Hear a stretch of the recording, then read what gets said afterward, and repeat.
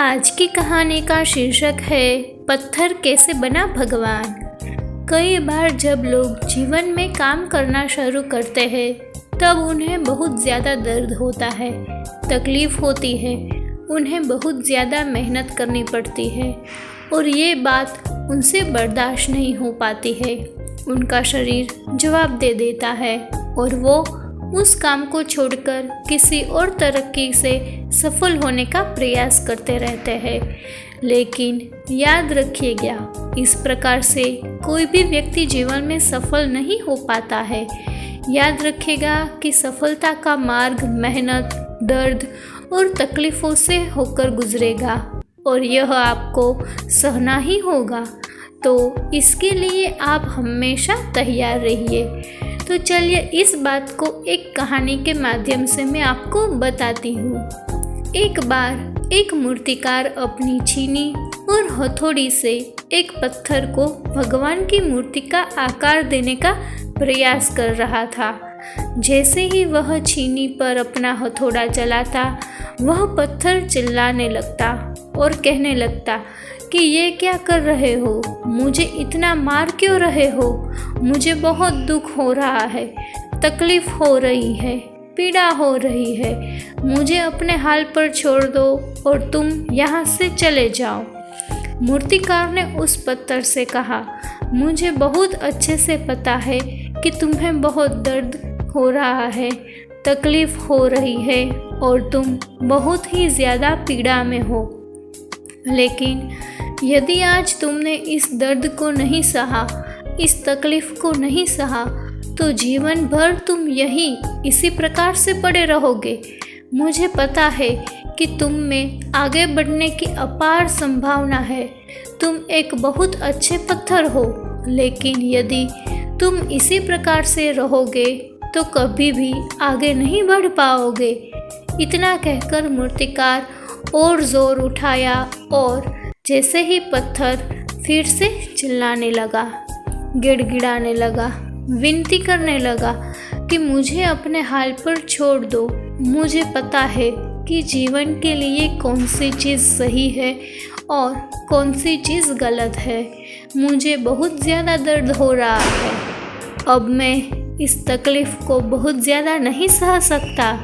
मैं जिस हाल में हूँ, मुझे उसी हाल में छोड़ दो। तुम यहाँ से चले जाओ।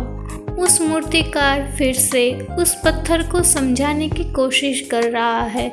अधीरे मत बनो और अपने में सब्र को बनाए रखो थोड़ी देर और इस दर्द को सहो। यदि इस दर्द को सह लिया तो मैं भगवान की मूर्ति के रूप में तुम्हारी स्थापना करवाऊंगा और फिर दूर दूर से लोग तुम्हारी पूजा करने आएंगे और पंडित और लोग तुम्हारी सेवा करेंगे।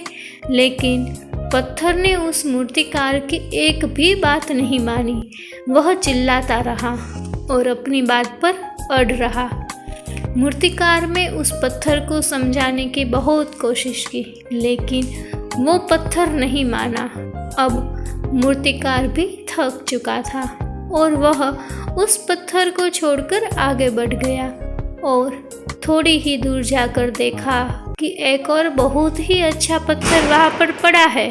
उसने छीनी और हथौड़ी उठाई और उस पत्थर को मूर्ति बनाने के लिए वो तैयार हो गया। मूर्तिकार ने छीनी और हथौड़ी का वार दूसरे पत्थर पर जारी रखा। दूसरे पत्थर को भी दर्द हुआ, तकलीफ उसे भी हुई, लेकिन उस पत्थर ने बर्दाश्त कर लिया और देखते ही देखते थोड़े ही समय के बाद उस पत्थर ने भगवान की मूर्ति का रूप धारण कर लिया। थोड़े दिन बाद उस मूर्ति की एक मंदिर में स्थापना हो गई। धीरे धीरे करके लोग वहाँ पूजा पाठ करने आने लगे। लोगों की मन्नतें वहाँ से पूरी होने लगी और वह मंदिर बहुत ही ज़्यादा प्रसिद्ध हो गया। अब धीरे धीरे करके दूर दूर के गांव से लोग वहां पूजा पाठ करने आने लगे। फिर एक दिन और उससे पत्थर को उस मंदिर में लाया गया और उसे एक कोने में रख दिया गया। अब लोग आते और उस पर नारियल फोड़ते। ये कोई और पत्थर नहीं बल्कि वही पत्थर था जिसने दर्द को नहीं सहा था। अब वो पत्थर मन ही मन बहुत ज़्यादा पछता रहा था, दुखी हो रहा था और अपने आप से कह रहा था कि काश मैंने उस दिन उस दर्द को, उस तकलीफ़ को सह लिया होता तो आज लोग मेरी भी पूजा करते।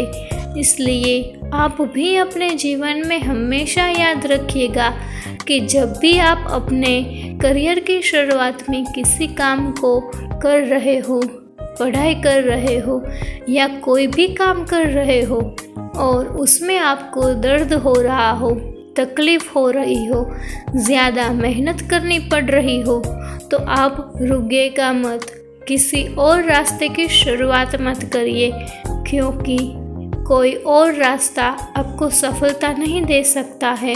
आपको उस दर्द को, उस तकलीफ़ को सहना ही होगा और उस दर्द को, उस तकलीफ़ को सहकर आप ज़्यादा मजबूत बनेंगे और तभी आप अपने जीवन में आगे बढ़ पाएंगे।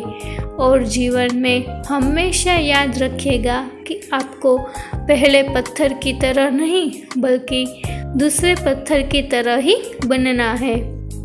अगर आपको ये बात अच्छी लगी हो तो इसे लाइक करें, शेयर करें और ऐसी ही बातें और कहानियाँ सुनने के लिए मेरे चैनल को सब्सक्राइब कीजिए। धन्यवाद।